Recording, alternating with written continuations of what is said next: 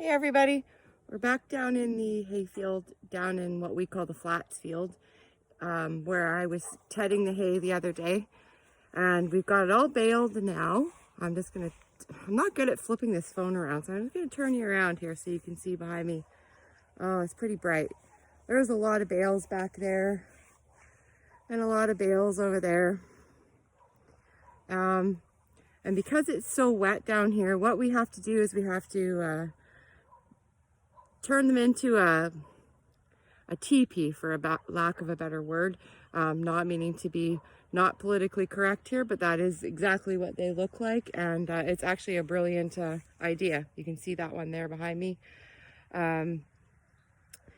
It is marshland down here, so still really wet. And if we leave these guys laying on the ground flat like they are, then they're gonna act like a sponge, and they're gonna soak up all the moisture from the ground up into the bale. And one of the biggest causes of barn fires is wet hay. We don't want that to happen. Wet hay creates heat and starts to get internally hot, and then will combust where it's being stored. So we have to be careful that doesn't happen. The reason we're not picking it up tonight is because we're pretty old school here. It's just basically my husband and I doing this, so we rely on our kids to come and help when they can, but they have their own lives. So when the hay needs picking up, it needs picking up, and so sometimes it's just the two of us, and that might be the case this year too. So tonight we have the kids coming to help us stack it like this at least, and then we will come and pick at it and try and get it in the barn as soon as we can. This year, our neighbor friend Bill, who has some nice equipment, came and did those great big huge square bales for us, which was great because that really helped ease some of the pressure off of us. Normally we bring in almost 2,000 bales of hay by hand. That's a lot. Like, it's a huge job, and there's usually at the max only 6 of us doing it. So it takes a while. It's hot, sweaty work, and yeah, not a lot of fun. But while we're down here doing the hay tonight, I'm like considering the other stuff that's going on in BC right now, and it's heartbreaking.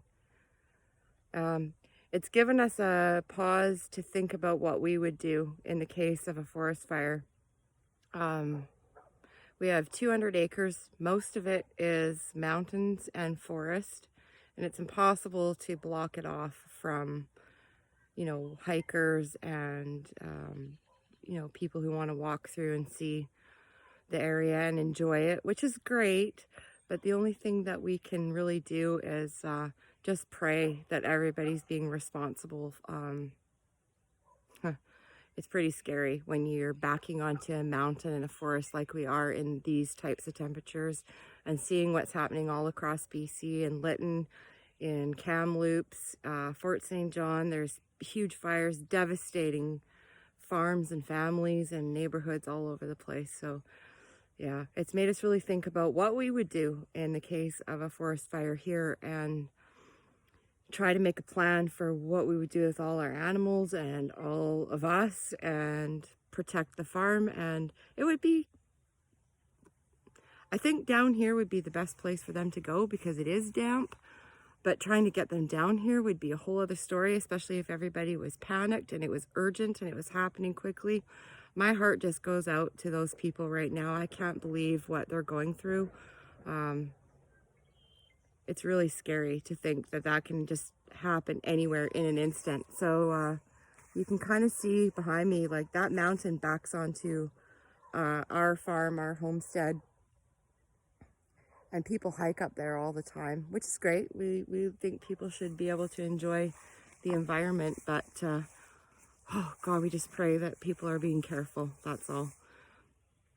We had an incident the other night with one of our neighbors, experiencing somebody setting off fireworks down the road. Not cool. I can't believe that somebody would even consider that right now. It was just about 42 degrees here not that long ago. So that's kind of crazy. Not kind of crazy, it is crazy. So I'm going to try and flip my phone around. I'm not really the best at doing this yet, but I'm going to see if you guys can see. Yeah, it's not going to work. I'm just going to turn my phone around and you can see we have our son and daughter-in-law down there.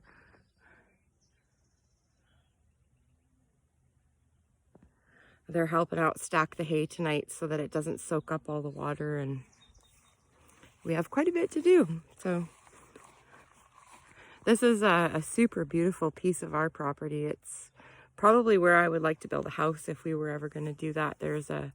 It's got everything. It has the pasture, oh, you have to see this dirt. Look at this dirt. This is peat soil. It's like black.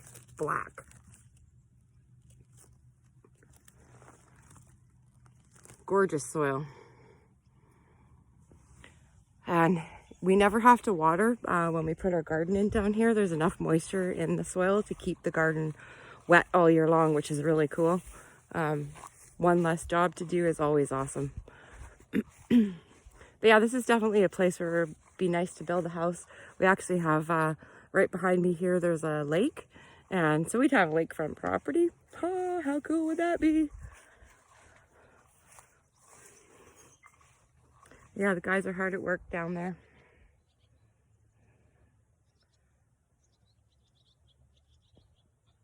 I should be helping. So I'm going to go. I'm going to go give a hand, stack up this hay, and thinking about all the people in our province who are devastated by wildfires. Yeah. Wishing there was something more we could do to help them out, really. So if anybody has any ideas of what we can do, you know, that would be awesome. Let me know. We'll do what we can from here. Talk to you soon.